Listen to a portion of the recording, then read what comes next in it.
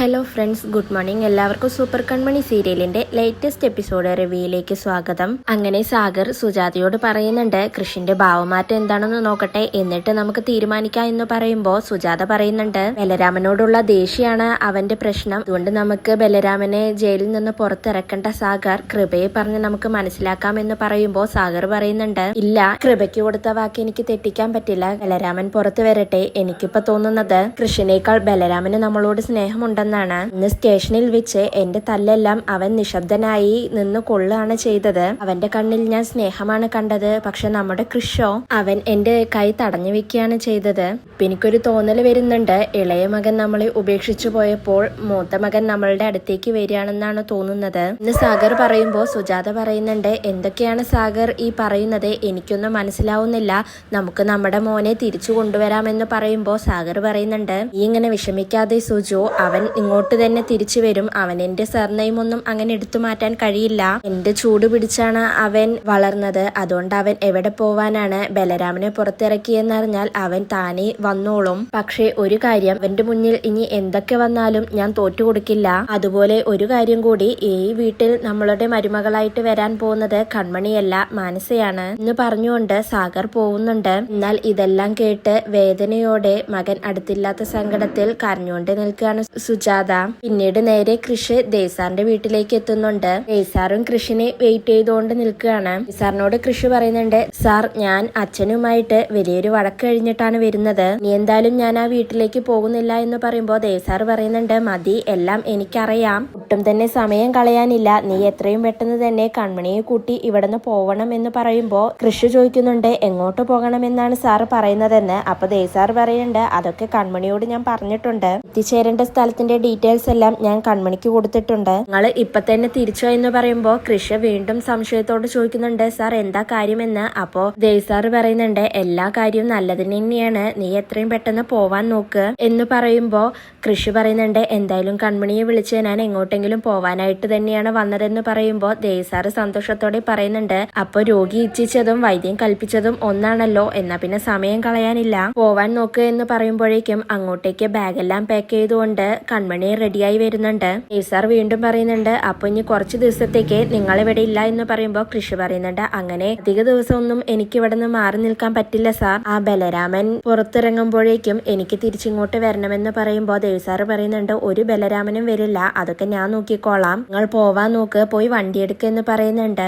പിന്നീട് ദേസാർ കൺമണിയോട് പറയുന്നുണ്ട്, പറഞ്ഞതെല്ലാം ഓർമ്മയുണ്ടല്ലോ എന്ന് ചോദിക്കുമ്പോൾ കൺമണി ഉണ്ട് സാർ എന്ന് പറഞ്ഞ് ഭയത്തോടെ കൺമണി പോവാണ്. പിന്നീട് കൃഷും കൺമണിയും കാറിൽ കയറി വണ്ടി എടുക്കാൻ നിൽക്കുമ്പോൾ ദേവ്സാർ വന്നിട്ട് അവർക്ക് സന്തോഷത്തോടെ തന്നെ യാത്ര അയക്കുന്നുണ്ട്. എന്നാലും അവരെ വിട്ടുപിരിയുന്നതിൽ ദേവ്സാറിന് സങ്കടവുമുണ്ട്. പിന്നീട് മാനസിയും ഹേമയും സാഗറിന്റെ വീട്ടിൽ നിന്ന് പോവാൻ വേണ്ടി നിൽക്കുകയാണ്. ഡ്രസ്സൊക്കെ പാക്ക് ചെയ്ത് ബാഗെല്ലാം എടുത്ത് റെഡിയായി വന്ന് മാനസ സുജാതയോട് പറയുന്നുണ്ട്, ആന്റി, ഞങ്ങൾ പോവാണ് എന്ന് മാനസ പറയുമ്പോൾ സുജു പറയുന്നുണ്ട്, മാനസ, നിങ്ങളിങ്ങനെ പെട്ടെന്ന് പോവല്ലേ, ഞങ്ങളൊന്ന് പറയട്ടെ എന്ന് പറയുമ്പോൾ മാനസ പറയുന്നുണ്ട്, ഇനി എന്താണ് ആന്റിക്ക് പറയാനുള്ളത്? അടുത്ത ആഴ്ച കല്യാണം, ജർമ്മനിയിൽ നിന്ന് വന്നു കഴിഞ്ഞാൽ കല്യാണം, അടുത്ത പൗർണമിക്ക് കല്യാണം, അങ്ങനെ കുറേയായി അറിയാൻ തുടങ്ങിയിട്ട്, എല്ലാം പറയുന്നല്ലാതെ ഒന്നും നടക്കുന്നില്ലല്ലോ, ഇങ്ങോട്ട് നടക്കാനും പോകുന്നില്ല, എല്ലാം എനിക്ക് മനസ്സിലായിട്ടുണ്ടെന്ന് മാനസ പറയുമ്പോൾ ഹേമ പറയുന്നുണ്ട്, ഞങ്ങൾക്കും വ്യക്തിത്വമുണ്ട് സുജാതെ, എനിക്കിപ്പോ എന്നോട് തന്നെ പുച്ഛം തോന്നുകയാണ്, മകളുടെ കല്യാണത്തിന് വേണ്ടി ഇങ്ങനെ യാചിക്കേണ്ടി വരുമ്പോൾ കൃഷിയാണെങ്കിൽ ഞങ്ങളെ ചവിട്ടി തേക്കുന്നത് പോലെയാണ് പെരുമാറുന്നത്. ഏതാണ്ട് പരസ്യമായി തന്നെ കൃഷി മാനസിയെ കല്യാണം കഴിക്കാൻ താല്പര്യമില്ലെന്ന് പറഞ്ഞു കഴിഞ്ഞു.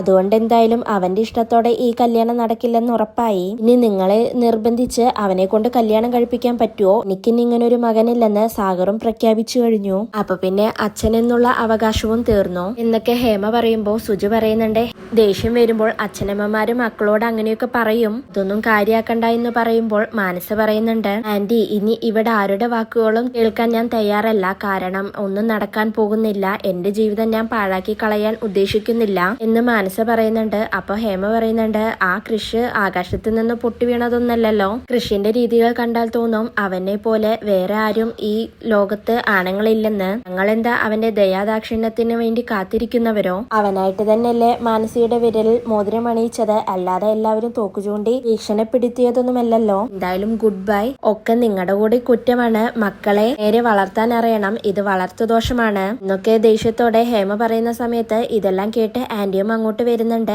ആന്റിയമ്മ ഹേമയോട് പറയുന്നുണ്ട്, വാക്കുകൾ സൂക്ഷിച്ചുപയോഗിക്കണം ഹേമേ എന്ന് പറയുമ്പോൾ മനസ്സ് പറയുന്നുണ്ട്, ആന്റിയമ്മേ അമ്മയെ വരട്ടൊന്നും വേണ്ട.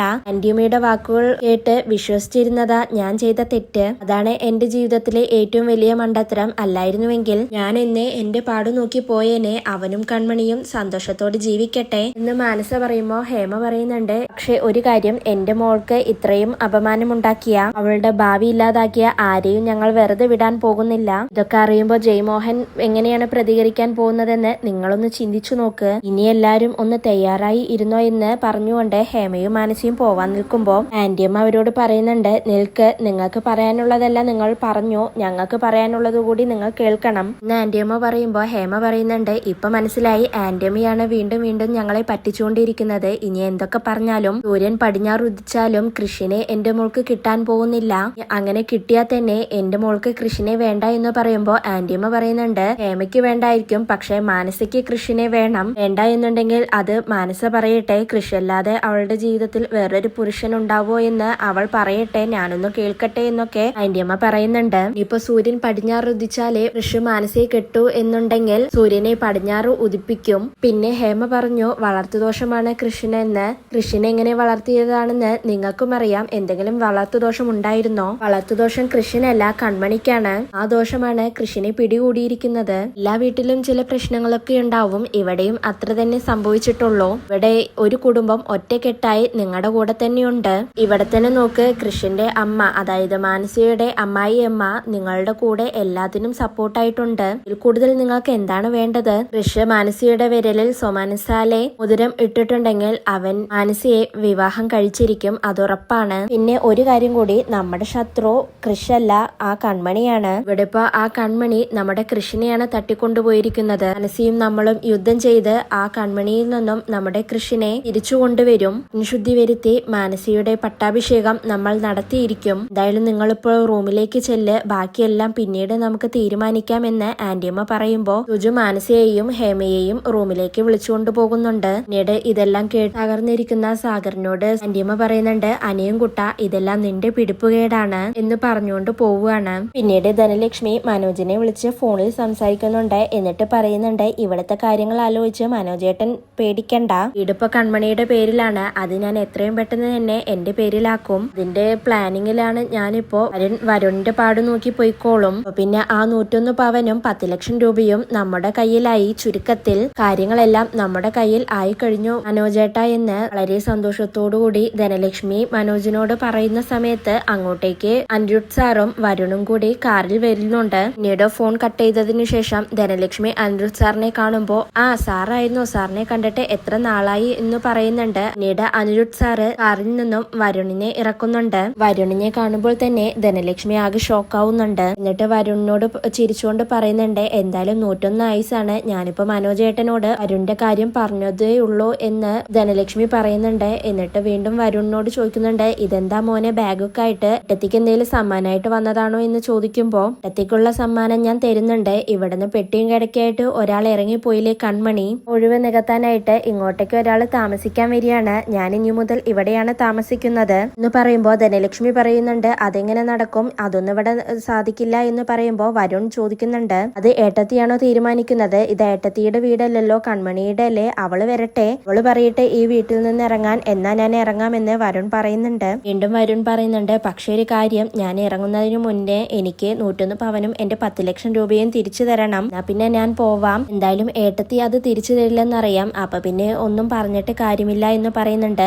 വീണ്ടും ധനലക്ഷ്മി ഉരുണ്ട് കളിക്കുമ്പോ വരുണിന് ദേഷ്യം വരുന്നുണ്ട്. വരുൺ കയ്യിലുള്ള കത്തി കാണിച്ച് ധനലക്ഷ്മിയെ ഭീഷണിപ്പെടുത്തുന്നുണ്ട്. അതോടെ ധനലക്ഷ്മി വരുണിന്റെ വഴിക്ക് വരികയാണ്. എന്തായാലും ഞാൻ എന്റെ ഭാര്യാഗൃഹത്തിലേക്ക് വലതുകാലി വെച്ച് കയറാൻ പോവുകയാണെന്ന് വരുൺ പറയുന്നുണ്ട്. എന്നിട്ട് അനിരുദ്ധ് സാറ് വരുണിന്റെ ബാഗെല്ലാം ധനലക്ഷ്മിയെ ഏൽപ്പിച്ചുകൊണ്ട് പോവുകയാണ്. ധനലക്ഷ്മി വരുണിനെയും വിളിച്ചുകൊണ്ട് അകത്തേക്ക് പോകുന്നുണ്ട്. പിന്നീട് ശ്രീദേവി രാവിലെ തന്നെ കൺമണിയെയും കൃഷിനെയും തിരക്കുന്നുണ്ട്. എന്നാൽ അവരെ കാണാതെ വരുമ്പോൾ ഇവരിത് എവിടെ പോയി എന്ന് ചിന്തിച്ചുകൊണ്ട് നിൽക്കുകയാണ് ശ്രീദേവി. ഒഴേക്കും ദേവ് സാർ വന്നിട്ട്, എന്താ അവിടെ ഒരു കള്ളലക്ഷണം എന്താ നിന്റെ മുഖത്ത് എന്ന് ശ്രീദേവിയോട് ചോദിക്കുമ്പോൾ ശ്രീദേവി പറയുന്നുണ്ട്, ഒന്നുമില്ല, സാർ കൺമണിയെ കണ്ടായിരുന്നോ എന്ന് ചോദിക്കുമ്പോൾ ദേവ് സാർ ചോദിക്കുന്നുണ്ട് കൺമണിയെ കണ്ടിട്ട് എന്താ ശ്രീദേവിക്ക് ഇത്ര അത്യാവശ്യമെന്ന് ചോദിക്കുമ്പോൾ ഒരു ഡിസൈനിന്റെ കാര്യത്തിൽ കുറച്ച് സംശയങ്ങൾ ഉണ്ടായിരുന്നു, അതൊന്ന് ക്ലിയർ ചെയ്യാൻ വേണ്ടിയിട്ടാണ് എന്ന് പറയുമ്പോൾ ദേവ് സാർ ചോദിക്കുന്നുണ്ട് സംശയങ്ങൾ ഞാൻ തീർത്തു തരാമല്ലോ ശ്രീദേവി, എന്താണ് സംശയം അറിയി ഞാനും കേൾക്കട്ടെ എന്ന് പറയുമ്പോൾ ശ്രീദേവി നിന്ന് പരുങ്ങുന്നുണ്ട്. അല്ല സാർ എനിക്ക് കുറച്ച് ഡൗട്ട് ഉണ്ടായിരുന്നു,